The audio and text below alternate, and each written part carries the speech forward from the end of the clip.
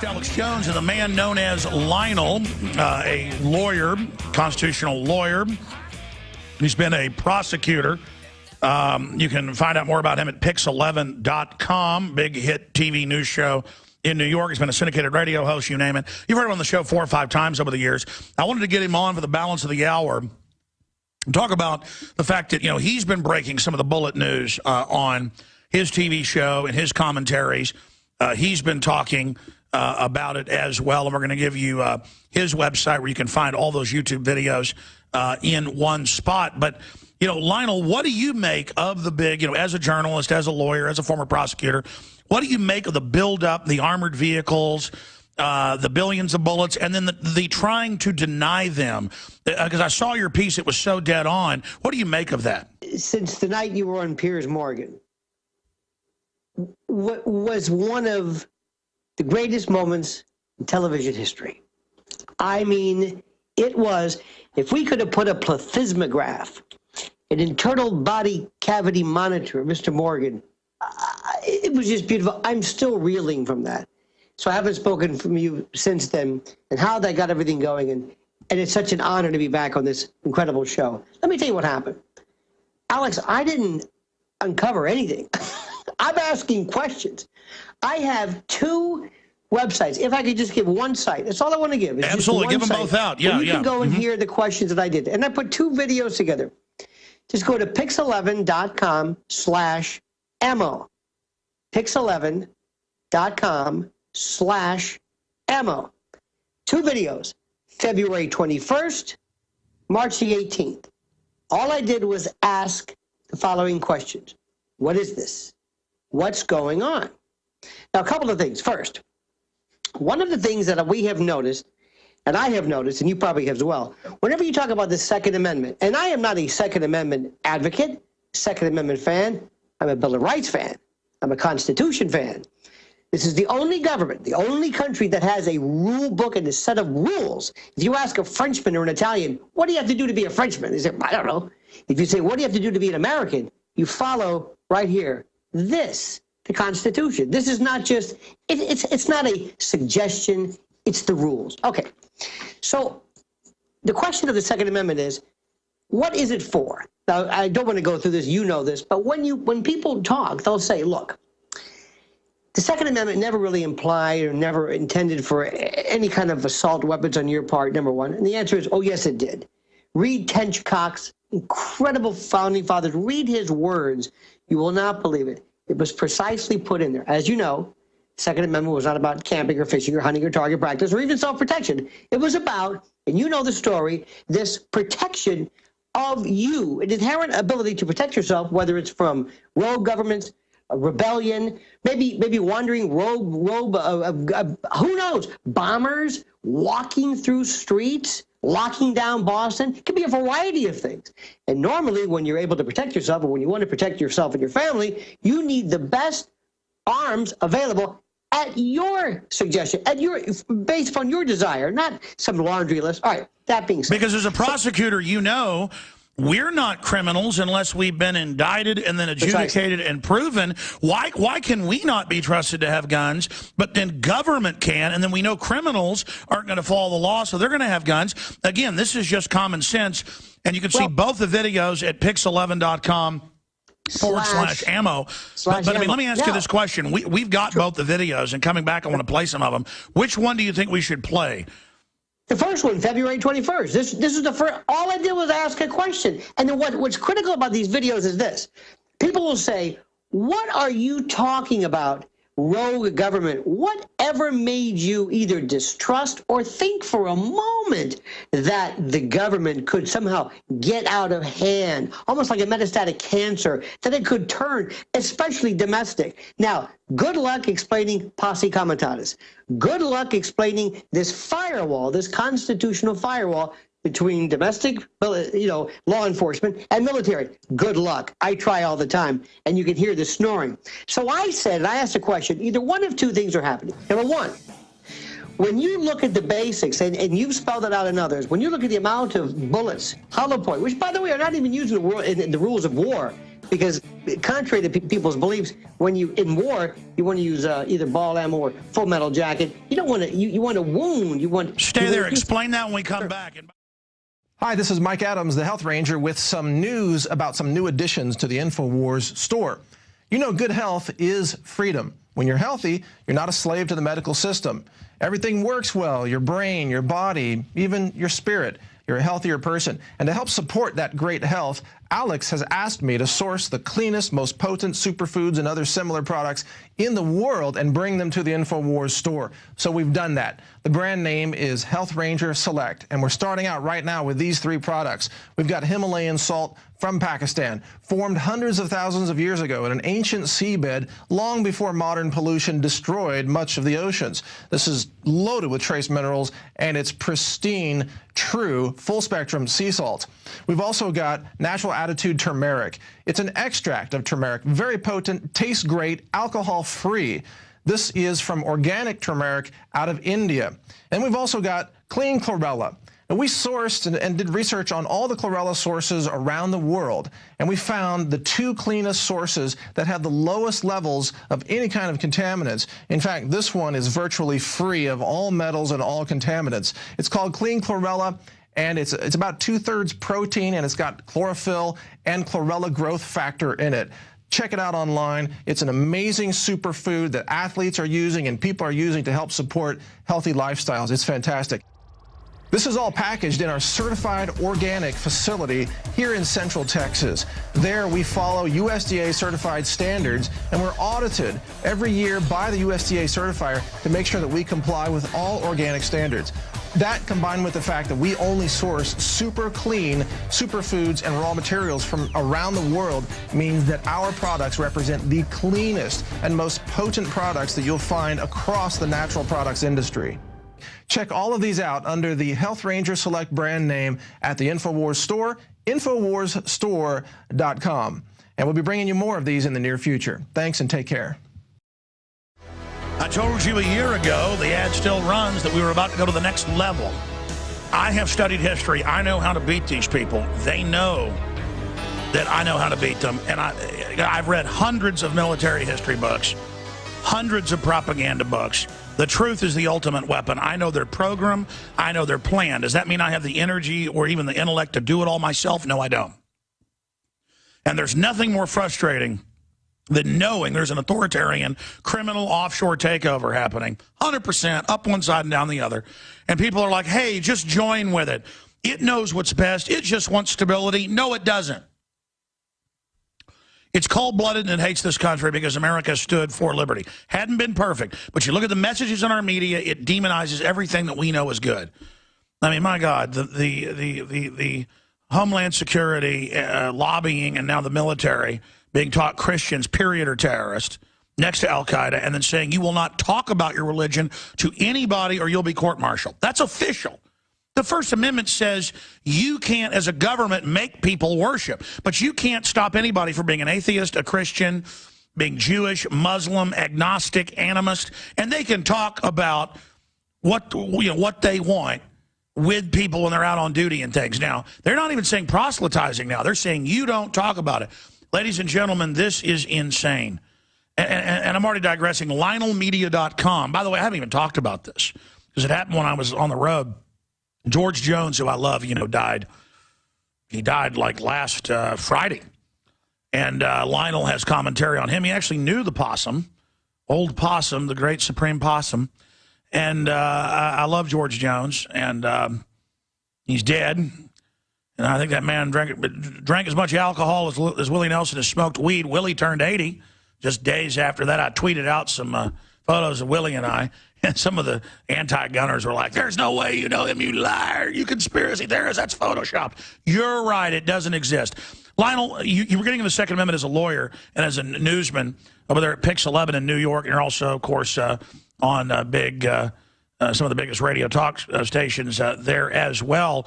And people can see those videos at pix.com/ammo. But looking at this, I want to talk about the response you got as well.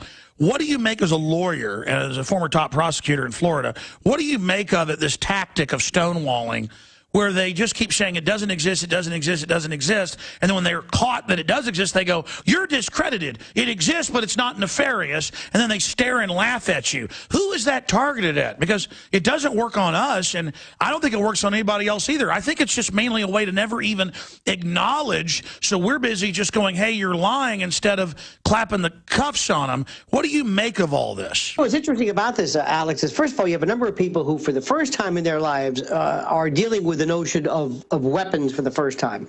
And you have to have some kind of rudimentary understanding in terms of the vernacular and names, automatic versus semi-automatic, and that sort of thing. And when you tell people this, you can say, let me see if I can break this down for you. And you've mentioned this as well. When you talk about the amount of ammunition that is being, and by the way, it's here, it's going to Artesia, what is it, New Mexico, the federal training center. But you have enough ammo. Hollow point, which isn't even used in war, by the way, much more expensive. So this notion of target practice is specious because it costs more money. You don't waste money on that. But we have $2 billion plus, and this was in February. God knows what the number is when I first mentioned this.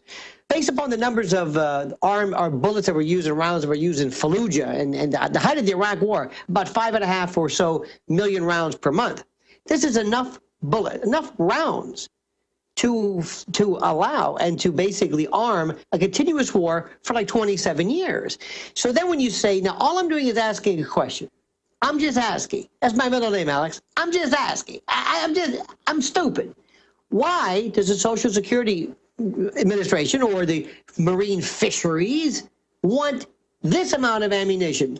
Not only that, forget the assault weapons and armored vehicles. Why? One of two things a stupid person may come up with. Number one, the government knows something we don't know. God forbid that ever happening. Maybe there's some kind of unrest that I wish we know about. Okay, fine. Or two, it's trying to buy up every hollow point bullet around. They're doing both, and because they know they're going to collapse the economy. And so we know, but they never want to have that debate. They want us to be caught flat-footed. So, but here's the thing, and this is the most important. When you talk to people and you use as a basis for your saying, and I say, that the rudiments of the Second Amendment is this protection. Remember, and Heller was the case that basically established it as a right of you to possess a firearm. But even prior to that, it dealt with assault weapons, again, to prevent a rogue government or insurrection or rebellion and what have you. Absolutely. It's not there for Easter bunny hunting. Exactly. It's not for hunting. It's not for camping. And it's not for even self-protection. But when somebody asks the question, wait a minute, what would ever make you think that this great country that we love, it's not the country, it's governments in charge, people who stand behind the aegis of, the government, that our great seal. But what would ever make you think that? And I would say, to the untrained eye, somebody who really was a, quote, conspiracy theorist, which is my favorite. Don't forget what Gore Vidal said. I'm not a conspiracy theorist. I'm a conspiracy analyst. So what happens was, you would say, it would lead one to think something is up. Now, when you come home, as an analogy, and you're late, and your wife says, where are you? Where were you? And you say, none of your business, I'm going to bed. You have just created the controversy. You might be at church, but by and you've got lipstick yes, on your face and your zippers down. Among the other accoutrements of a dalliance. Now, so that's that. The next thing people have to understand is this much. The Second Amendment, and by the way, the anti-Second Amendment wing, I've got to mention this. On April the 15th, the Boston Marathon, isn't it amazing how this group of marionettes went out almost in queue saying, these people have to be right-wing. By the way, I'm neither right nor left. You know and I know the left-right paradigm is an illusion. But exactly. But day one, they're saying it's going to be right-wingers, and then the guys they supposedly catch, they act like they want dead, and they have intelligence agency connections, and there's a drill, and then they have martial law in the city pointing guns saying, come out of your house, and then we're not supposed to say that's martial law, Lionel. Please, but I did another video called, What Does Martial Law Look Like? You see, one of the things that people forget, and it's one of the worst things that we as a civilization, as a great country, suffer from, is this notion of American exceptionalism. We look at other countries and we say, that can't happen here. When you see banks implode, when you see bank runs, when you see riots and people burning things in Greece, that can't happen here. Things are great. The Dow hit 15,000. Hey, everything's terrific. The moment you think that, that's the problem. So now we look at this. Let me also say something before I forget, and you've mentioned this so many times, and I have screamed wanting to talk to you about this. Do you know that when I prosecuted, the part of all the divisions, misdemeanor, traffic, felony, homicide, the department, the area that made me lose sleep at night was juvenile. I saw something 30 years ago of children being taken away from parents, which led to this. And I knew this, bear with me. What's interesting about governments, it could be any government, is that you never do something, you never attack head on. You basically accomplish what you want using a different fiction or a different mechanism to it. Exactly. They'll say it's one thing, but it's really another. And you're talking about them going after this hunger to get kids because then federal funds kick in. Then they can sell them to the adoption agency. And it really is a form of child kidnapping. But is that why you got out of prosecuting? Because I think you mentioned some of this to me in private. What happened was, for example, they started to take kids away, and all of a sudden they said, you, Alex Jones, are on the child abuse watch list or whatever it was. We called it the hit parade. And you would say, well, how do I get off it? Don't know. It's not a conviction. This is our administrative. Yeah, but it's on forever. How do I was wrongfully. I'm sorry, you're on. You're stuck. Okay, next, jump to the future. Terror watch list. Terror watch list. I one time interviewed the mother of a kid named like Joseph Smith, and we're not talking the Mormons, but Joseph Douglas or something. Kid was 8 years old and we're on this list. You can't get off the list. How did I get on the list? Sorry, you're tough. You're out. Next, weapons. We're not going to go out and just take your guns. We'll put you on a list. And what happens is you're seeing this more and more and more. You're seeing this watch list. The same way, Alex, and this is another thing, and I don't want to bore people, but these people are very clever. Rather than pass legislation and go through the usual, the troika, this balance of power, separation of powers, the president now, through the unitary executive, comes up with things like PDDs and executive orders and you name it, all different types of... And it all circumvents in the bureaucracy, and it's totally illegal. Look at this article. Democrats move to exploit terror watch list in new attack on Second Amendment. They've said for 5 years their plan. Now they're saying, we don't even need a bill now. We'll just put you on a list and say you can't own a gun and say, why not? Just like the terror watch list. Or if you're on the list, you then can't own guns. I mean, that is the definition of a tyranny. And you add military on the streets and people disappearing, you're in a hot martial law. Listen, Alex, I'm in New York. There was a time, you have stop and frisk like 300,000 times a year. Yeah, it's incredible.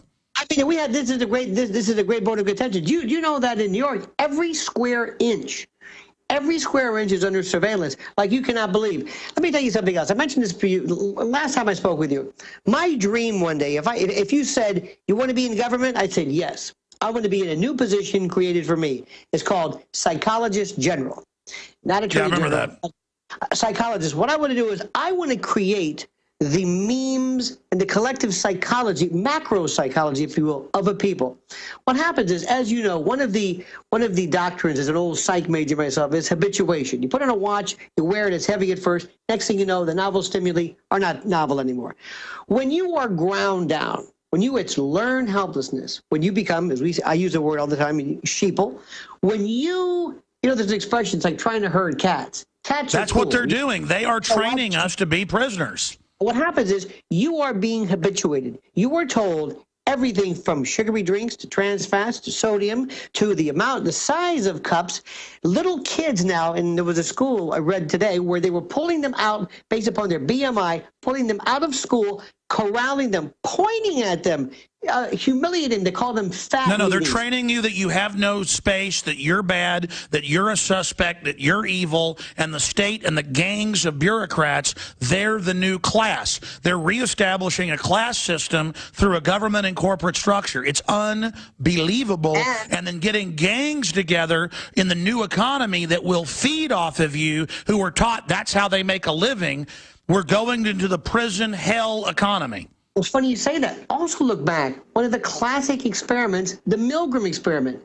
It was at the time when Eichmann was on trial, and people ask, how could these people do this? How could people during Nazi Germany? By the way, I didn't want to be a Godwin theory violator here. But you have to look at history. How do people listen, Germany was the height of civilization. How do they kill people in death panels now? How do they now say kill babies up to age 3?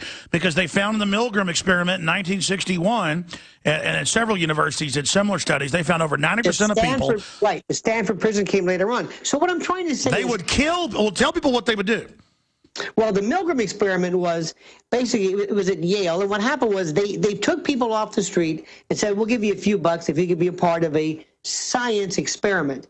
And people came in, the guy with a white coat came in, and they said, there was a person behind They did it for $4. $4 they would kill people. Guys, type in Milgram experiment. It's on Wikipedia. I want to show them the actual documents. Go ahead. But what happens is they said, now listen, this is for science. Remember, give me a higher order. Terrorism, science, freedom, whatever your goal is. And what we want you to do is, these people have gotten an answer wrong. We want you to give them a shock of electricity and increase the severity of the electricity as they get answers wrong. Alex, it got so bad. Of course, nobody was actually hurt, but the experimenter who was hired to do this didn't know this. It got so bad that people were screaming and then stopped.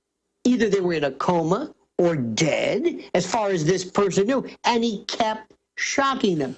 Because an authority figure told them to do it. Precisely, and it was for a greater good.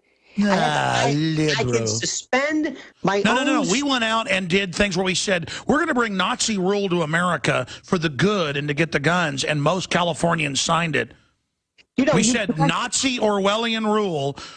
This is a petition for Nazis to run America, and they signed it. You said the great dihydrogen monoxide routine. Years ago, there was an apocryphal story from my native state of Florida where George Smathers was running against Claude Pepper. They called him Red Pepper. And at the Panhandle, they say it didn't happen, but I kind of like the story. George Smathers supposedly said in a southern drawl, did you know that Claude Pepper's sister is a thespian? And she matriculates? And she's, what? They didn't know, these poor Panhandle, Florida. The point is, you can gauge anything. Now, let me stop for a second. What is all this? And that wasn't even libel or slander because she was an actress. Yeah. Right, in New York, even worse. So here's the bottom. She's a thespian that is in New York. Here is the best one. Bradhaw, whom I love more and more now, thank God for YouTube, said that it is an article of faith, an actual article of faith to live in this country, that you must deny any conspiracy theories. And here is the most beautiful word in the world. And I love the way somebody appropriated this. Alex, there are people in federal prison doing life sentences on conspiracies. Conspiracies are the confederation between two guilty people to bring something about. If you act alone, you can't conspire with yourself, and you can't conspire with a cop. And conspiracy's bad because it shows it's ultra premeditated. But what happens, yes, it means it's coordinated, it's confederated, it's conspired. But what it means also, in today's vernacular, in our lexicon, the neologism means you're insane. You're nuts. Exactly. So if you say powerful groups ever conspire, which is the whole history of man, it doesn't exist. I mean, the devil's greatest trick is he doesn't exist, and they've got the public convinced, part of them, that there's no government corruption. And recently, this is interesting, remember, left or right, Fox, MSDNC, it doesn't really matter. Whoever's the president, they just switch partners. Remember, the people right now, the loudest civil libertarians are in Fox because Obama's in power. When Bush was doing the Patriot Act, it was the opposite. So it doesn't really matter. It's like Stephen's still saying, change partners. But what's happening right now is we're seeing these words used interchangeably to stop thinking and to let you know or make you think maybe something's wrong. Hey, Lionel, let me stop you. We got to go to break. I'm going to come back and do something special. And then maybe have you do 5 minutes with David Knight, who's going to take over. And I want to get you back very soon. It's been too long, probably almost a year since you've been on LionelMedia.com.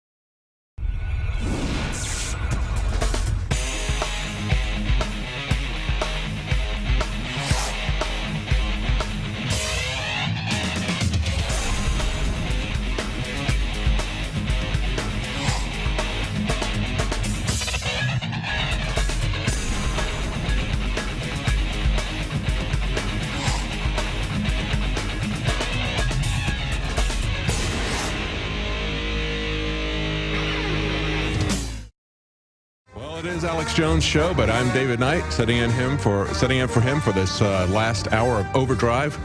And we've got on the phone Lionel, who Alex was just talking to, and he's going to talk to us a little bit more about this ammunition situation that's going on. Lionel, you still there? David, I'm here, sir. It's a pleasure. Pleasure talking to you. When you were talking about the ammunition stuff, and you brought up the Milgram experiment, there was that French TV show just a couple of years ago called The Game of Death. Are you familiar with that? Vaguely.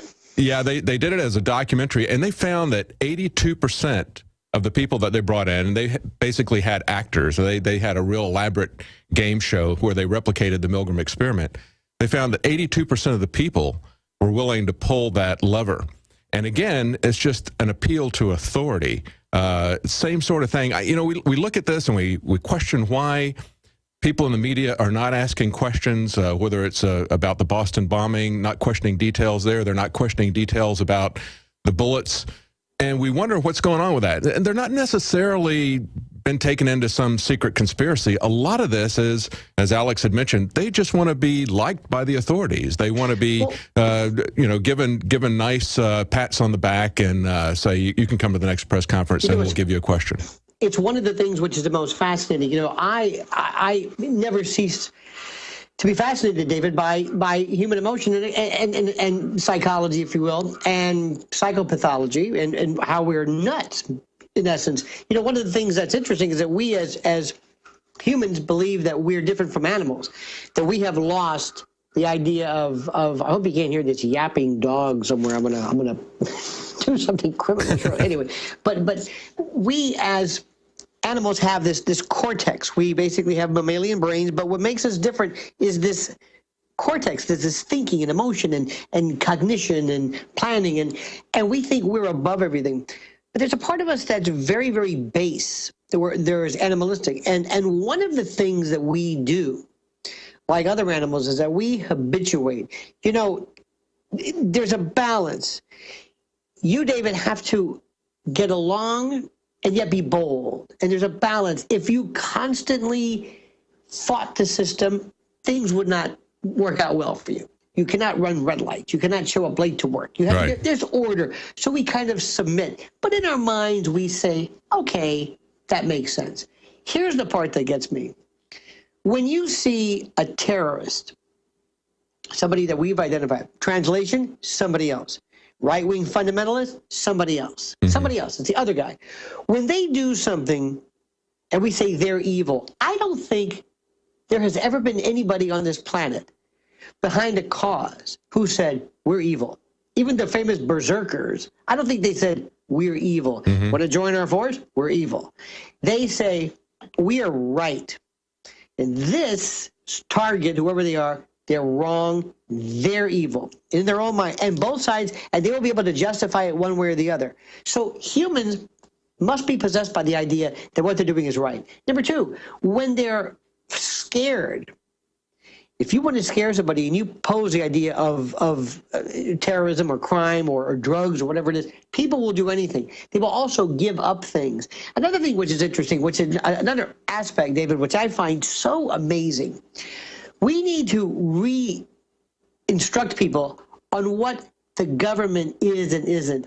The government is not the Washington Monument and Abe Lincoln and the Congress and Old Glory. And the government today are people who hide behind the aegis, the firewall of our beloved country. Give you an example. I think unions are a wonderful thing.